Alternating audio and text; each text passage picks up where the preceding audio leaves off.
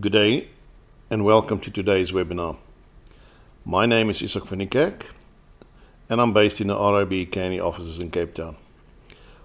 I am involved in the testing, training and user support for Canny software.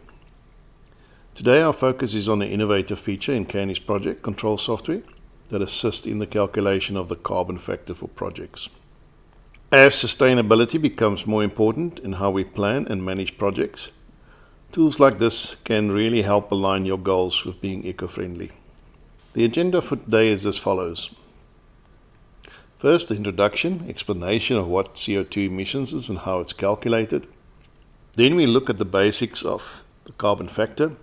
We will look at project life cycle stages and modules in calculation of carbon emissions and where does Canny fit into this life cycle.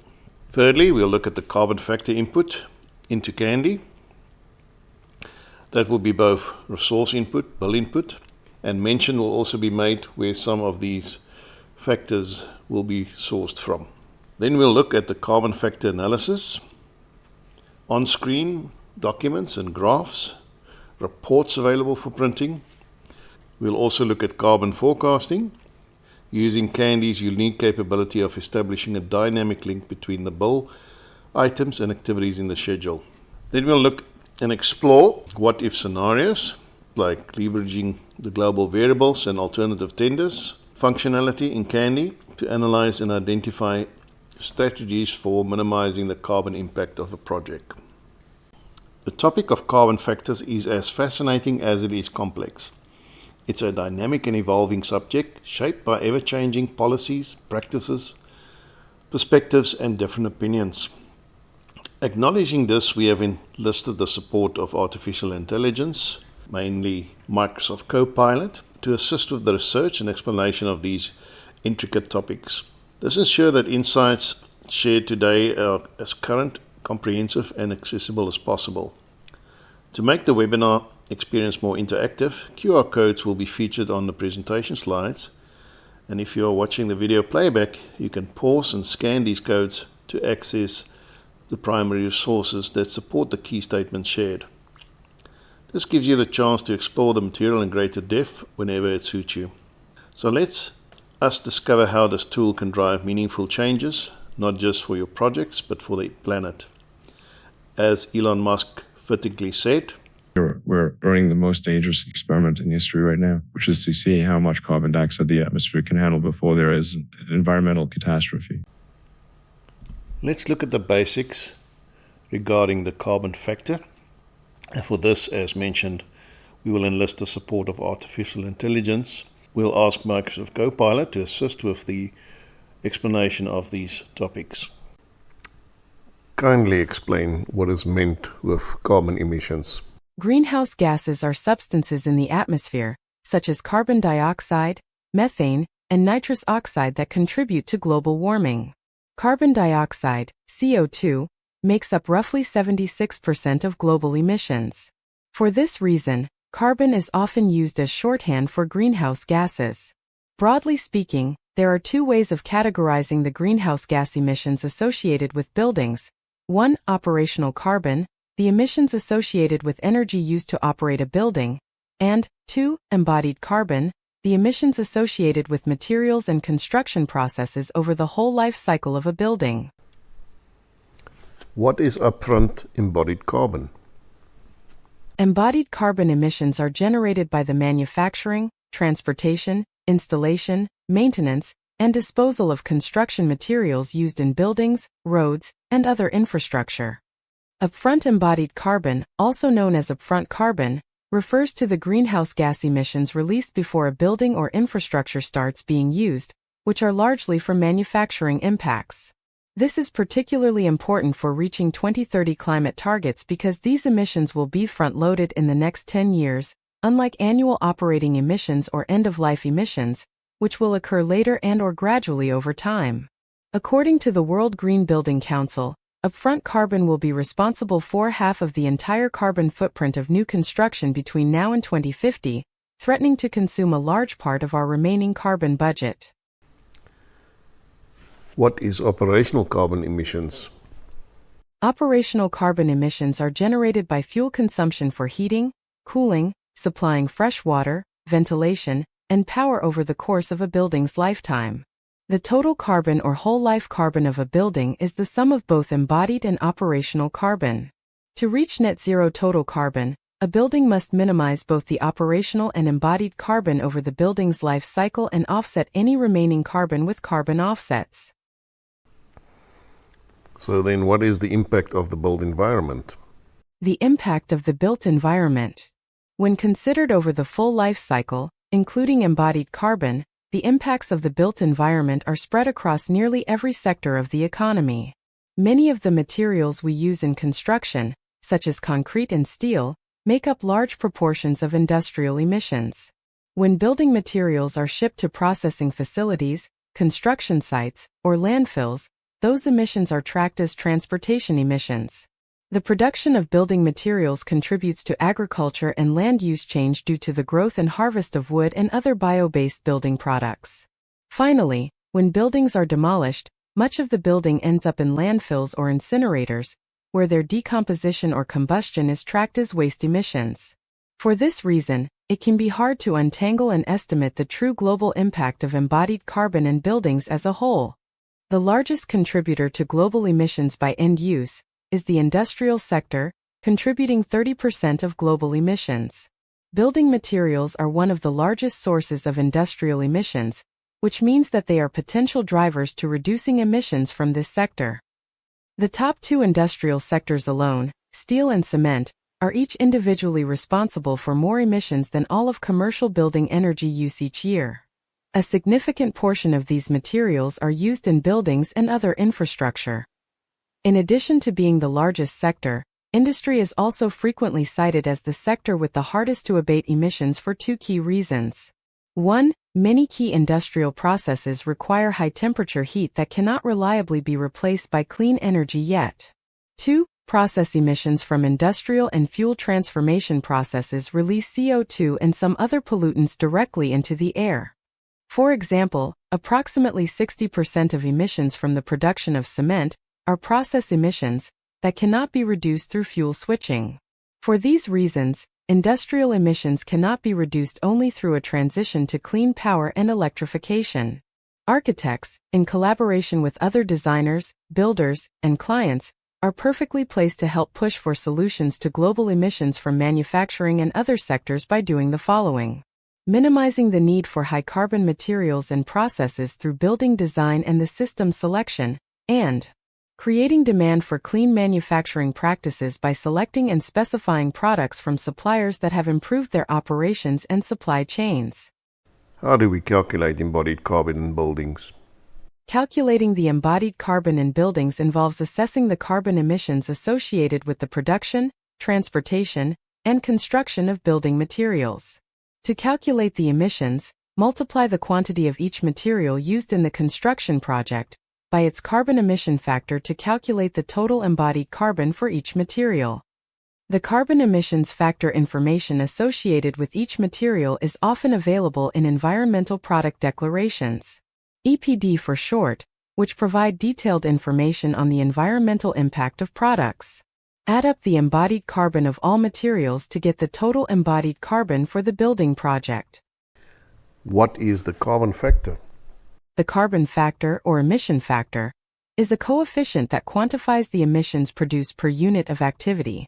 For example, it can represent the amount of CO2 emitted per kilowatt-hour of electricity consumed, or per liter of fuel burned.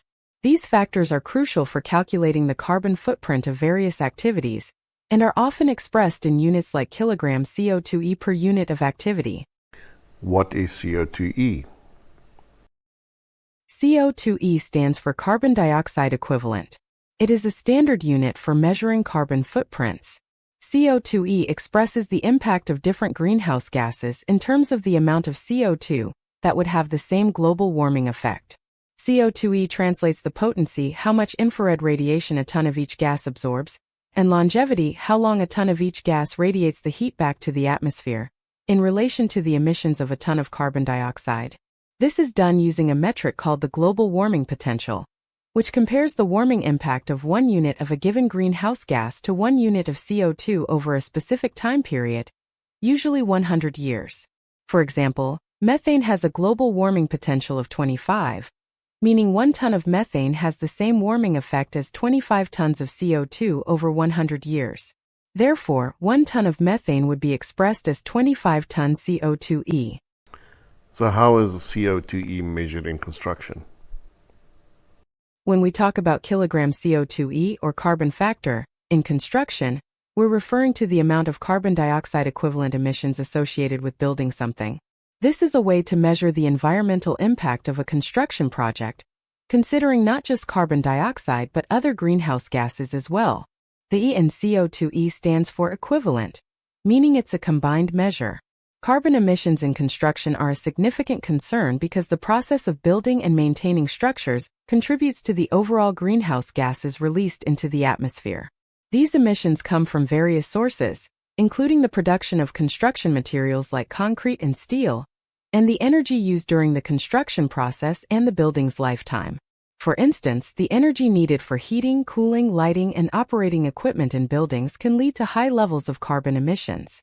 According to the United Nations Environment Program, the building and construction sector accounted for over 34% of energy demand and around 37% of energy and process-related CO2 emissions in 2021. What is life cycle assessment, or LCA for short? A life cycle assessment, or LCA for short, is a systematic method used to evaluate the environmental impacts of a product, process, or service throughout its entire life cycle. This includes every stage from raw material extraction, production, and use, to disposal or recycling. Life cycle assessment is crucial for understanding and managing the carbon footprint of products and services. It helps identify the most carbon-intensive stages and provides insights into where reductions can be made, supporting efforts in decarbonization and sustainability. In construction, these emissions are divided into 4 different life cycle stages of a construction project. First, there's the product stage, which includes the extraction and manufacturing of materials. Secondly, the construction stage accounts for the actual building process. After that, the use stage covers the building's operation. And finally, the end-of-life stage includes demolition and disposal. Each stage has its own unique impact on the total emissions, and understanding this helps to find ways to reduce the carbon footprint of buildings. Explain the life cycle modules per stage. Product stage, also known as cradle to gate, include modules A1 to 3, kilogram CO2e released during extraction, processing, manufacture, including prefabrication of components or elements, and transportation of materials between these processes, until the product leaves the factory gates to be taken to site. Note that whether a product is recycled after its end of life or not, the A1 to 3 impact of the project being considered is not affected. This is taken into account in Module D. Construction process stage include modules A4 and A5 kg CO2e released during transport of materials and products to site, the energy usage due to activities on site, like site huts, machinery use, etc., and the kilogram CO2e associated with the production, transportation, and end-of-life processing of materials wasted on site. Use stage includes modules B1 to B7 kg CO2e released due to use, maintenance, repair, replacement, refurbishment, and operational energy and water while the building is in use. End-of-life stage includes modules C1 to C4, kilogram CO2e released during decommissioning, stripping out, demolition, deconstruction, transportation of materials away from the site, waste processing, and disposal of materials. There is one additional module beyond the life cycle of the asset that is intended to provide a broader view of its environmental impacts. This is Module D, the benefits and loads beyond the system boundary. This estimates any net kilogram CO2e benefits or loads beyond the project's life cycle associated with the recycling of material. For example, use of scrap steel, rather than virgin iron, in steelmaking on future projects. The energy recovered from materials, for example, energy generated by incinerating timber products. And the full reuse of materials or products when compared to the standard practice or standard product it would be replacing. So how can we reduce the carbon emissions in buildings? Reducing carbon emissions in construction is crucial for mitigating climate change. One effective strategy is to focus on reducing embodied carbon, which is the carbon dioxide emitted during the manufacture, transport, and construction of building materials. Prioritizing the use of low-carbon materials, such as recycled steel or sustainably sourced wood, can significantly lower emissions. Additionally, improving the energy efficiency of buildings through better insulation and passive solar design reduces operational carbon emissions over the building's lifetime. The construction process itself can be optimized by using energy-efficient machinery and vehicles, and by planning logistics to minimize transportation emissions. The adoption of construction management software, like Candy project control software, can also help reduce waste and improve resource management. Collectively, these measures can contribute to a substantial reduction in the construction industry's carbon footprint.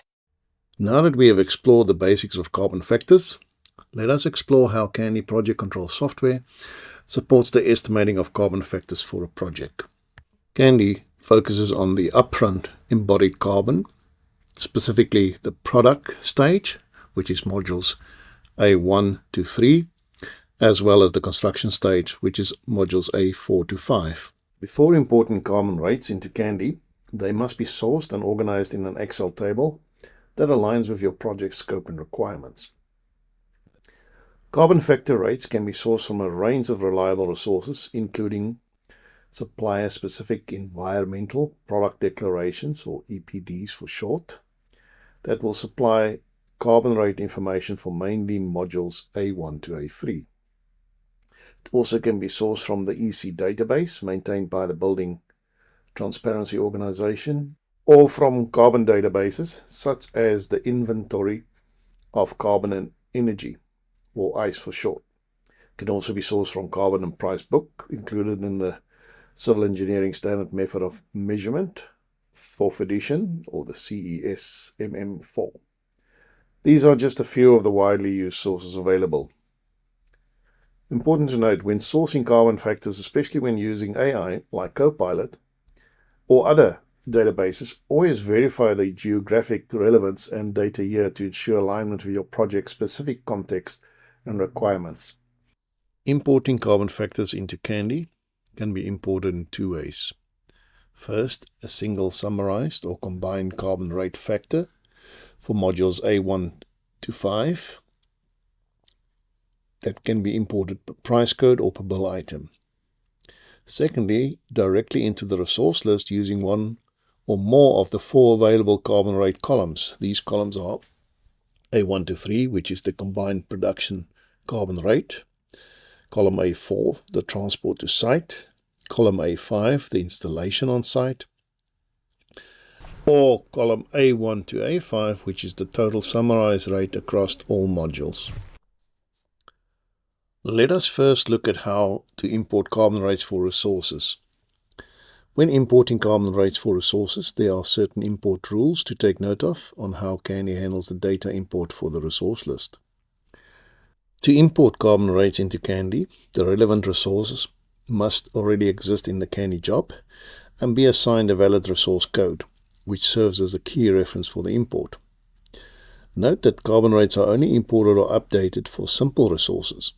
For complex resources, carbon rates are automatically calculated based on the associated simple resources used in their build-up. When individual carbon rates, that is rates for columns A1 to A3, A4 or A5, are imported, Candy sums them to populate the A1 to 5 total or combined column. If only a summarized total rate for the combined column A1 to A5 is provided, it can be imported directly into the A1 to A5 total column as a plug rate. But it's important to note, if both a total rate and individual rates are imported for resources, Candy prioritizes the individual rates. The summarized or combined total is then calculated from these inputs from columns A1 to A3, A4 and A5. These rules might be best explained in a practical example. To demonstrate how to import the resource carbon rates from an Excel file, we will be using a generic Candy job containing non-specific resources, price codes and bill items. Within the Resource Document Manager, we have pre-configured some layouts with relevant columns to support the demonstration of how to import the rates. These layouts were adapted from the default template, namely 1.10 resource carbon analysis, and this template was customized to suit our requirements. With the resource list open, customize as required, showing the carbon rates columns, you can export this to Excel by simply going Tools and choose either Write to Excel, which is a fast method, or Export to Excel, which will open up Excel and populate the information inside the Excel file, as you can see there. On the screen we currently have both the Excel file and the Candy application displayed. To demonstrate the previously mentioned rules, the Excel file has been set up as follows. The file includes rates for both simple as well as complex resources. Refer to the complex resource, code 520. Rates are distributed across 4 columns. The first 3 individual rate columns, A1 to A3, is one column, A4, the other column, and A5. Then in the combined column, there's also rates, which accumulates the rates from the individual columns. Resource code 1 and resource code 4 have rates populated in both the individual columns as well as in the combined column to demonstrate how this will be handled. We have introduced a counter type resource designated by resource code 999, which will be explained in more detail later in the presentation.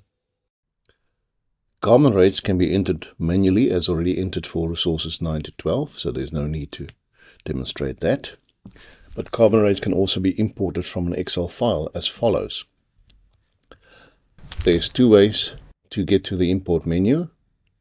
First, Tools, Import carbon rates from a file, or go to the A1, A5 column, where you can see the little indicator with the blue star indicates that there's column options. So right click on the header to make the column selected, and inside the right click menu you can also see import carbon rates. Let's use that method. Click on import carbon rates. It'll open up file importing document. You can browse to where you've got the carbon rates stored. Select the carbon rates and open them. The path will now be in the text file name. Start the import. Okay. The import document will open up and you need to make some choices. You will notice that above each of the columns is the word ignore. In the sample window is all the data that you're bringing in from Excel, and you must tell the computer which column must go where in Candy. So we want to import the second column, that is the resource code column. So highlight the resource code, click on the green. Then it will move to the next column. We don't want the description column. Let's skip all the columns, go back to this column here. That is allowable column A1 to A3, so select that, number 3. The word ignore gets replaced with A1 to A3. The next column is A4. And the column after that is A5 carbon rate. And the last column is the combined carbon rate. Right, we will also notice there's 2 lines in there that we don't want. It came in from Excel. So we're going to ask the computer to ignore the 2 lines. Right, you'll notice when you type it in, it grays out. Press continue.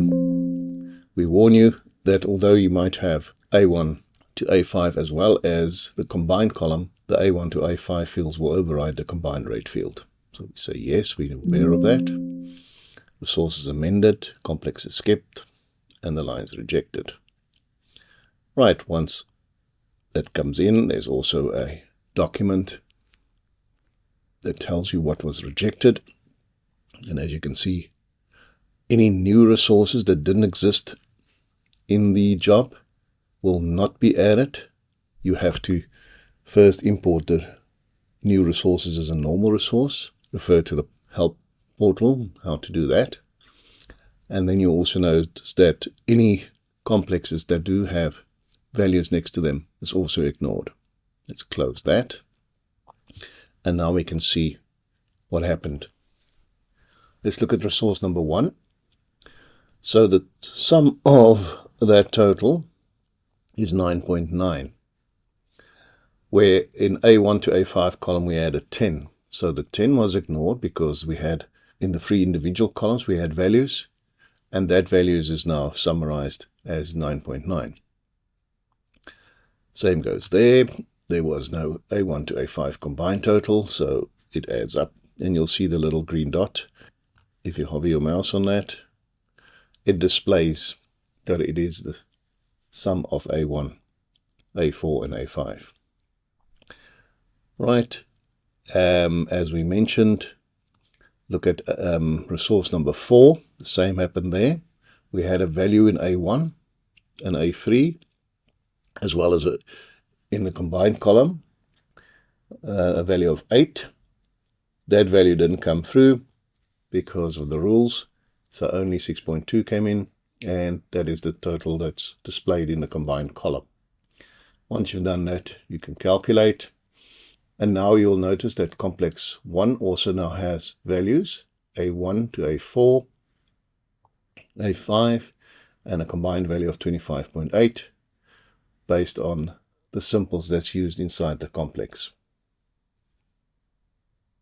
Next, we're going to look at how to import carbon rates for price codes or bill items and see the rules applicable in that scenario. Carbon rates can also be imported for price codes to calculate and display the total carbon factor associated with the related bill items. On the screen currently is both the Excel file and the price code list for the current job.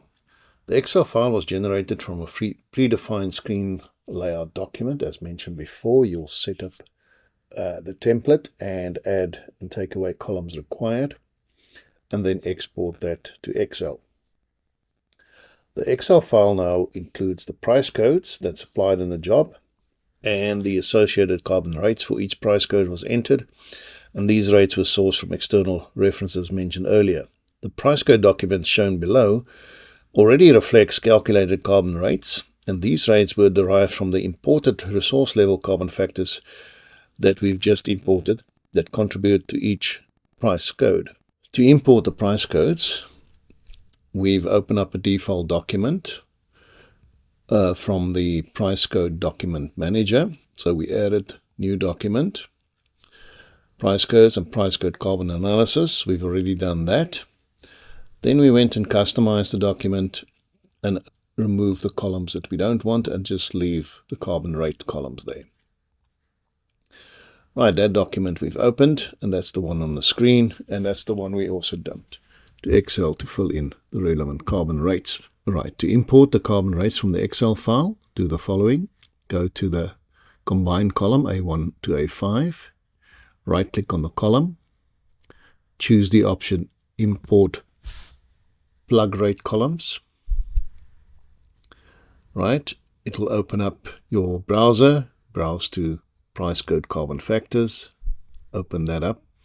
So as mentioned before, you need to replace the word ignore with the relevant column that you want to import the data into Candy. So in the first column, we'll use the price code.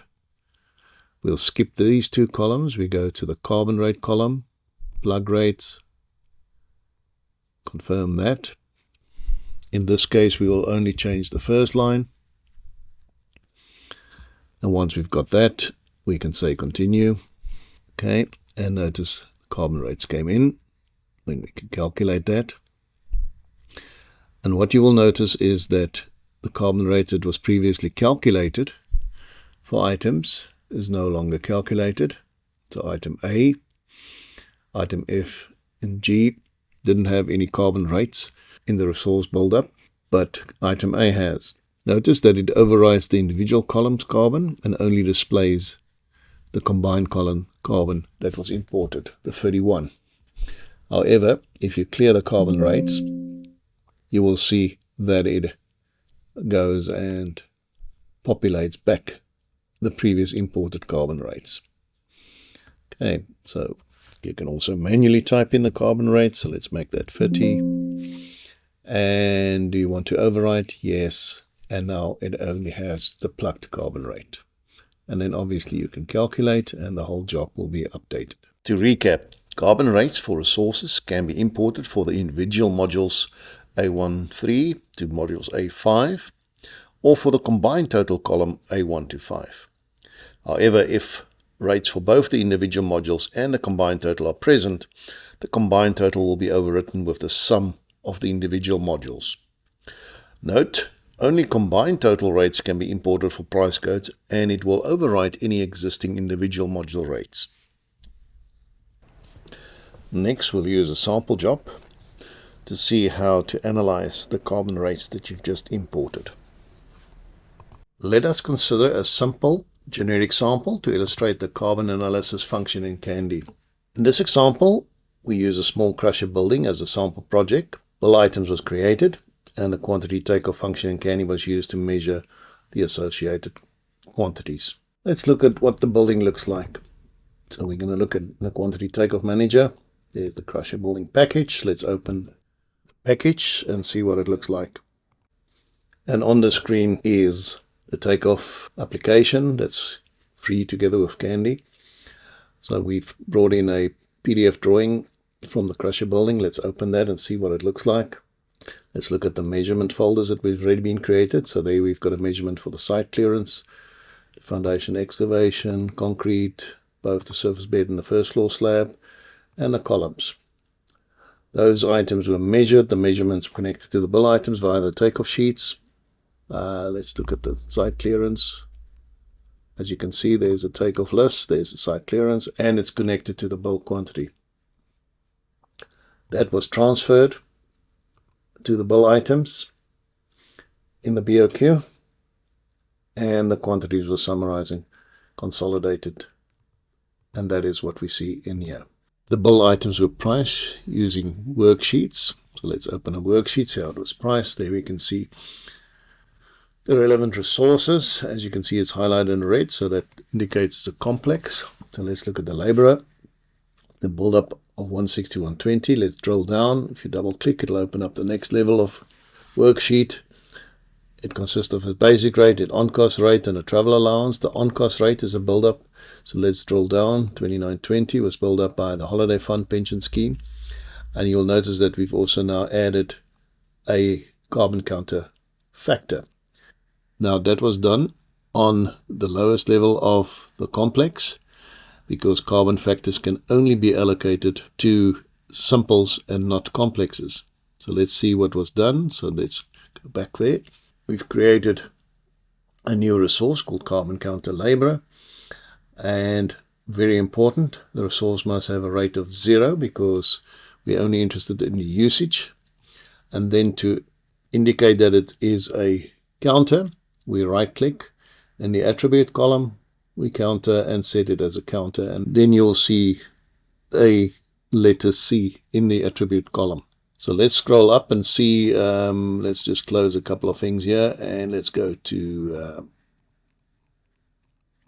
the laborer. So let's close the font, temporary material. Right, so there's the laborer. Okay, as you can see, it's a complex. Now let's see where this laborer was used. So we cross-reference in all the bill items based on the bill quantity. And there is the relevant bill items where this laborer is used inside the worksheets and all of those worksheets. The usage for each worksheet, in this case obviously usage per day, and the total usage is summarized, 3162. Right, so we see there.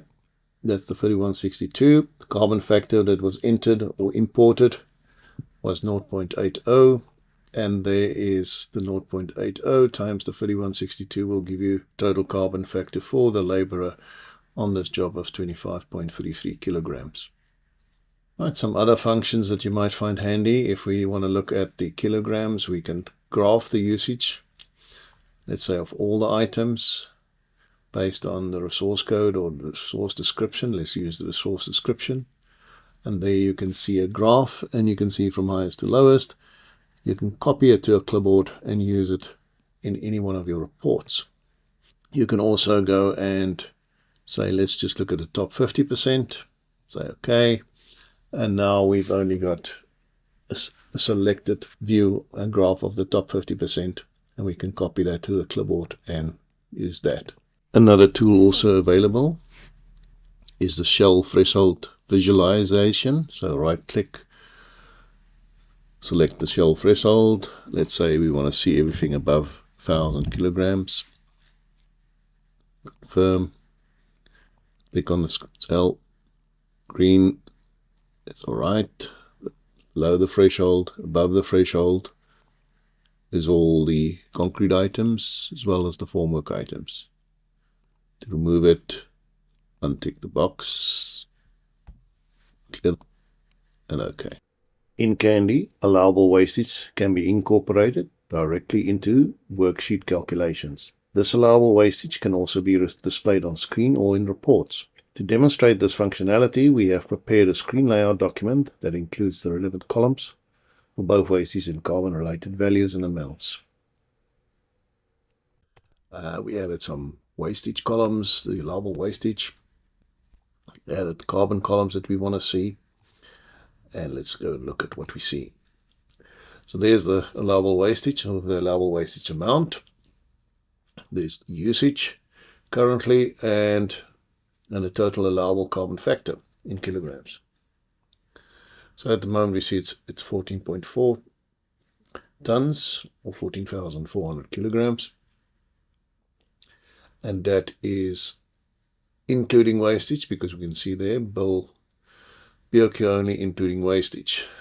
As mentioned before, once you see a blue star, it tells you that you can change the columns and the contents of the column. So let's go and do that. Right click on the column, choose the column options menu. As you can see, include wastage is ticked. Let's exclude the wastage. Now the net amount comes down from 106,000 to 103,000, and the tonnage come down to 13,500. Okay. So basically the 103 plus the 295 will give you the total including wastage. Just to prove it, let's go and include the wastage again. Right, and now we've got 106,000, and the carbon is 14,000 kilograms CO2e. So the carbon wastage for the wastage alone would be the difference between the 14,400 kilogram CO2e, including wastage, and the 13,500 kilogram CO2e, excluding wastage. In Candy, the carbon usage can be displayed on the worksheet as well. Let's close this resource document. Let's open up a bill document, open up a worksheet. At the moment we see the rate in the headers. Let's change that, clicking on View, Display Carbon Usage in the header. There's the carbon usage. And as you drill down through the different worksheets, that's complex worksheets for the tipper, wet and operator. If we drill down by double clicking on that, there's the build-up, and there's the carbon now for that specific complex. If we go to the driver, that's a complex as well, so double click, drill down, and we see the carbon unit. And if we drill down further to the cost, we also see right down to the carbon factor that we've put in, and there's the carbon unit for this specific complex worksheet as well. Let's close everything. In Candy, you've got the unique ability to link the bill items to planning activities, and so produce a forecast either by money and also now by carbon factor. So let's look at the program first. So we go to the planning module. There's a very simplistic program that was created. This program is already linked to the bill, so let's look at that. So click on Link and Forecast, Document Manager, and let's now go and look at the activities of BOQ allocation that has been done. So there you can see the activity and all the bill items that's linked to it. And obviously that creates the money, the net amount per activity. We can also see the forecast. So let's look at the budget forecast, bill with budget forecast. So there's the money forecast, money over time. We can also see the carbon forecast. Bill with carbon forecast. We've just customized the document to suit the relevant requirements. So there you can see the customization that's been done. And now you can see the forecast over time. Let's close it up and look at, so the earthworks separately. There's the earthworks items. And here is the concrete and the formwork. And control space bar. You can also go and change, like a lot of changes here. Column properties as before. You can change the financial period or the period that you want to look at. Either last calendar day of the month, fixed day of the month, 25th, or any other options that you want there. Once you've done it, it's changed. So let's change it back.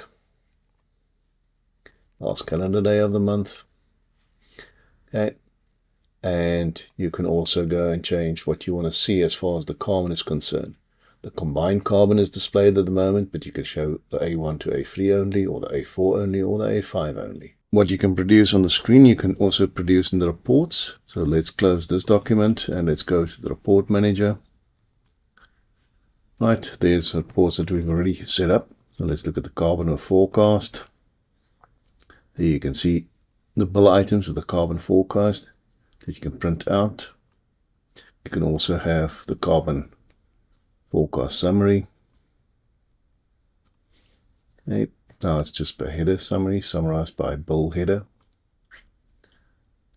On the estimating side, if you open that report manager, there's a couple of reports already created for you. And it's just a matter of setting it up and showing it. There's also the carbon summary including wastage and the carbon summary excluding wastage. There's the summary. Okay, one thing that you need to take note of when you customize a report, you'll have the columns. You have the columns that you can add and remove. And you'll notice, like you had on the screen, that you have a little asterisk also with some of the columns. Remember the blue little star that you had? So that tells you the column has got options that can be changed. And that's where the new tab comes in, which says column options. And then you've got the relevant columns that do have the change asterisks available, and you can just right click in the options to change what you want to see: bill quantity, direct cost only, include wastage, or exclude wastage if you untick the box. It's been set up as including wastage, and then obviously when you preview that, that will be including the wastage. Right, let's close that. Let's clear the screen and explore how Candy can be used to propose alternative methods and resources for minimizing the project's carbon footprint. When analyzing a project, there are several functions you can apply to help reduce its carbon footprint. One particular useful function is the use of a global variable as a switch to compare alternative construction methods. In this example, we have defined a global variable, RMC, under the price code definitions. This variable acts as a toggle to analyze the difference in both total project cost and carbon footprint when switching between site batching and ready-mix concrete. To enable this comparison, the worksheet includes calculations for both alternatives. The applied factor for the ready-mix concrete is multiplied by the global variable RMC, and since the RMC value is currently set to 0, all ready-mix rates evaluate to 0. Conversely, if the site batching calculation are multiplied by the factor 1 minus RMC, which then equals 1, this will result in the active values for the site batching resources. As a result, the current rate for this price code is 698.84. As the resource has been allocated carbon factors, the carbon factor per unit for this worksheet is 189 kilograms per CO2e. To simulate the impact of using ready-mix concrete, simply change the value of the RMC from 0 to 1. This switch will activate the ready-mix calculations and zero out the site batching values. Under this scenario, the rate for the same price code becomes 821.45, and the carbon factor per unit for this worksheet has now changed to 307 kilograms per CO2e. Let us now look at a live example to see how the switch affects both the carbon factors associated with the concrete price codes and the overall project footprint. Right, let's look at this job. Let's open up the carbon analysis, total only. So here we can see the total net amount for the project is 106,308, and the carbon CO2e is 14,454. As we're going to change the concrete, let's close the earthworks and just look at the concrete total. At the moment, 45,722 and 12,145. Currently, the value for the RMC switch is made 0. So that is why you've got that total. Let's change it to 1 and recalculate that. So now we want to see what happens if we ready mix. Say okay. Go back here. You need to calculate. Calculate button is red. Click on calculate. There you've got the change. Contract went up to 108,314. And the combined CO2e went up to 19,891. Concrete value 47,728, and total allowable, combined allowable carbon CO2e went to 17,582. To apply the global variable switch, we incorporated all required resource rates and their associated carbon factors in the resource list for each method. Each method was then priced and included within all the concrete worksheets, allowing the values to be calculated for each option for all concrete worksheets by simply changing the global variable switch in the definitions. The result indicated that site batching concrete, as opposed to using ready mix, is the better option in terms of both cost efficiency and carbon footprint for the project. Candy includes a function that enables the submission of alternative tenders. In this simplified sample, the original conforming design consists of a concrete slab supported by concrete columns. We are proposing two alternatives.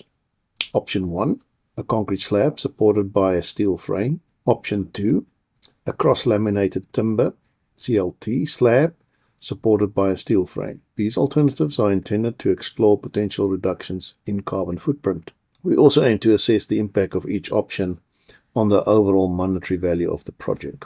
In using the alternative tenders, first a parent job gets created. So here we've got the parent job already created.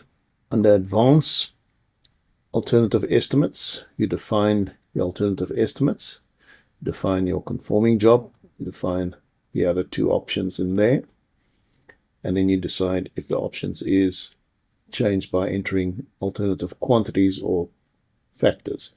In this case, we choose alternative quantities as a normal quantity.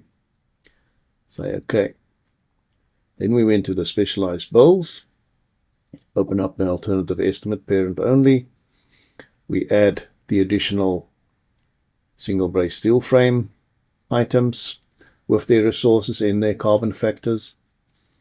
And obviously then that will zero out their conforming bit. And we add the cross-laminated timber, and we add the relevant quantities. In this case, 0 for the conforming bit, and the 0 quantity for the concrete slab on a steel frame. And then we obviously alter the relevant concrete items with quantities as required. Once we've done that, from there we'll create first the conforming job. Look at the conforming job. Go in there, do the carbon analysis. Let's look at totals only. Once it's calculated, we look at the 106, which we had before. That's now the site batching that we decided, and the 14,445 combined total. Right? From the parent job, we create option 1. It's already been done. There's option 1. Let's go to the carbon and see what that's the result. Let's open that up. Option 1. The carbon footprint came down, 13,280. But the bill amount went up to 345,945. Right, let's look at option 2. So let's go back. Option 2 is created from the parent job. That's the CLT slab on steel frame. Let's go and look at the end result for the carbon. So there we have 8,800 for the carbon. It came down quite dramatically. but the amount went up to 446,260.38. In comparing the conforming job with option 1, the results indicate a carbon footprint reduction of just over 1,000 kg CO2e. However, this comes at a significantly higher overall project cost. Option 2, by contrast, offers a substantial reduction in carbon emissions relative to the conforming job, but also results in a high total project value. This presents a compelling dilemma. Should one prioritize environmental benefits over financial cost, or the reverse? A decision must be made, and the outcome will reveal which holds the greater influence: moral conviction or monetary constraint. Let us look at other carbon-related requirements to be considered. Please advise what is the publicly available specification or PAS 2080 standard for carbon management. PAS 2080 is the UK's publicly available specification for managing whole-life carbon in buildings and infrastructure. The 2023 revision expands its scope to include both infrastructure and buildings, emphasizing early collaboration, leadership, and systems thinking to support the transition to net zero. The standard is built on 5 key principles. First principle is leadership and governance to embed carbon thinking at all levels. Second, whole-life carbon assessment, from design to decommissioning. Third, is early-stage decision-making to influence outcomes. Fourth is collaboration across the value chain. Fifth is monitoring, reporting, and continual improvement. PAS 2080 clearly defines the roles of each value chain member. The asset owners or clients must set carbon ambitions, lead governance, and ensure carbon is embedded in procurement and delivery. The project managers and supervisors must coordinate efforts, verify compliance, and ensure carbon targets are met. The designers identify opportunities to reduce embodied and operational carbon through smart design choices. The contractors implement low-carbon construction methods and monitor site emissions. The product and material suppliers provide transparent carbon data and innovate toward lower carbon alternatives. The sustainability advisors support quantification, reporting, and continual improvement. By aligning with PAS 2080, organizations can reduce emissions and costs, improve tender competitiveness. They can demonstrate leadership in sustainability and contribute meaningfully to climate goals. In summary, PAS 2080-2023 is not just a technical standard. It is a collaborative framework for transforming how we design, build, and operate in a carbon-conscious world. Success depends on every stakeholder understanding their role and acting with purpose. Please explain NEC 4 option X29, climate change clause. Option X29 is a secondary clause introduced in July 2022 for all NEC 4 contracts to help clients and contractors integrate climate change requirements directly into the contract. It transforms sustainability from an aspiration into a contractual obligation, supporting the industry's shift toward net zero. X29 introduces 5 key components. 1. Climate change requirements. Defined in the scope, these are mandatory sustainability obligations. 2. Climate change plan. A contractor-led strategy outlining how the requirements will be met. 3. Performance table. Optional KPIs with incentives or penalties tied to carbon targets. 4. Climate change partners. Stakeholders identified for collaboration throughout the project. 5. Early warnings. Required if anything threatens the achievement of climate targets. Each party has a defined role under X29. The client sets the climate change requirements and identifies climate change partners. They lead by embedding carbon goals into the scope. The project manager oversees compliance, manages changes to the scope, and ensures alignment with contract processes. The contractor develops and implements the climate change plan, proposes innovations, and reports performance. The supervisor verifies that the works meet the technical and sustainability standards. The subcontractors and suppliers collaborate with the contractor to deliver low-carbon solutions and provide transparent carbon data. The sustainability advisors support quantification, reporting, and continual improvement. X29 ensures that carbon management is not left to chance. It aligns with standards like PAS 2080, encourages early collaboration, enables measurable outcomes, and supports a consistent, legally enforceable approach to climate action. Failure to meet climate change requirements, if related to the works, is treated as a defect. The climate change plan itself isn't enforceable, but it guides delivery. In summary, NEC 4 Option X29 helps align construction projects with net zero goals, encourages innovation, and ensures climate considerations are not just aspirational, but contractually enforceable. X29 empowers project teams to take meaningful, accountable steps toward carbon reduction. It is not just about compliance, it is about leadership, innovation, and building a resilient future. Explain the carbon border adjustment mechanism that is being proposed. The Carbon Border Adjustment Mechanism, CBAM for short, is a policy proposed by the European Union to address the issue of carbon leakage. This occurs when companies move production to countries with less strict climate policies or when EU products are replaced by more carbon-intensive imports. Here's a simplified explanation. Purpose: CBAM aims to put a fair price on carbon emissions from goods produced outside the EU but imported into it. How it works: importers of certain carbon-intensive goods, like cement, steel, and aluminum, will need to buy certificates that reflect the carbon emissions associated with those products. Goal: ensure that the price of carbon is the same for both EU-made and imported goods, encouraging cleaner production methods globally. The mechanism is designed to be compatible with World Trade Organization rules and will be fully implemented by 2026. The cost of CBAM certificates can vary depending on several factors, such as the type of product, the country of origin, and the current carbon market prices. In the European Union, the CBAM is set to be implemented in 2026, and the initial carbon price is expected to be around €65 to €90 per ton of CO2. However, this price is subject to change as the global carbon market evolves. To give you a better idea, let's consider a hypothetical example. A company imports 100 tons of steel from a country with less stringent environmental regulations. The CBAM certificate cost for this steel shipment might be around €6,500 to €9,000 for 100 tons at €65 to €90 per ton. This cost would be in addition to the actual cost of the steel and other associated expenses. Keep in mind that this is a simplified example, and the actual cost of CBAM certificates may vary depending on various market and regulatory factors. The construction industry is likely to feel the impact of CBAM costs in several ways. The Carbon Border Adjustment Mechanism, CBAM, will significantly influence the construction industry, particularly due to its reliance on carbon-intensive materials like steel, cement, and aluminium. Here is how it might impact the industry.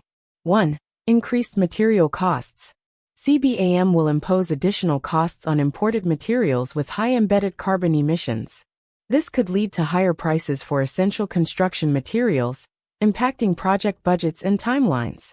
2. Shift to sustainable practices. To mitigate costs, construction companies may prioritize low-carbon materials, such as recycled steel or alternative cements, and adopt greener construction techniques.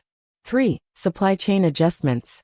Companies might shift to sourcing materials locally or from suppliers with lower carbon footprints to reduce CBAM-related expenses. 4. Pressure on margins. For firms operating on tight margins, these additional costs could pose financial challenges, potentially leading to increased project costs or reduced profitability. 5. Innovation opportunities. CBAM could drive innovation in materials science and construction methods, encouraging the development of sustainable alternatives and energy-efficient practices. 6. Compliance and reporting. Construction firms will need to enhance their carbon accounting and reporting systems to comply with CBAM requirements, ensuring accurate tracking of emissions embedded in materials. 7. Market differentiation. Companies that adopt sustainable practices and align with CBAM goals may gain a competitive edge, attracting eco-conscious clients and projects. With the recent development in the world, will reciprocal tariffs from the USA influence CBAM? The USA's reciprocal tariffs, which impose duties on imports based on the trade balance with each country, could escalate trade tensions with the EU.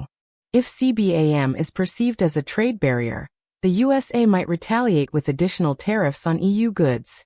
The EU has designed CBAM to be World Trade Organization compliant, but reciprocal tariffs from the USA might challenge this compliance, leading to disputes over whether CBAM constitutes unfair trade practices. Only time will tell. For additional details on the Carbonfactor emission topics covered in this webinar, please refer to the relevant website links and QR codes in the following slides. If you are watching the recorded playback, you may pause these slides to manually enter the webpage links or scan the QR codes for direct access to supporting sources. This gives you an opportunity to explore these resources at your convenience to gain deeper insights. Thank you for your time. Please contact your local RIP Candy offices for more information. If you do not have Candy yet and are interested in a free evaluation copy of the software, contact any of our offices or go to the RIP Candy website as indicated to download a free evaluation version of the software. Note that the data accumulated during the evaluation period will be available in the licensed version of the software should you decide to continue with the software. Keep in touch with our latest news, announcements and upcoming events by following us on our social pages. Search for RIB Software on Facebook and LinkedIn or scan the relevant QR code currently available on the screen to stay connected. We hope you enjoyed this webinar and found it insightful. Should you require any further information, kindly contact your local RIB Candy offices. Thank you for attending and enjoy your day.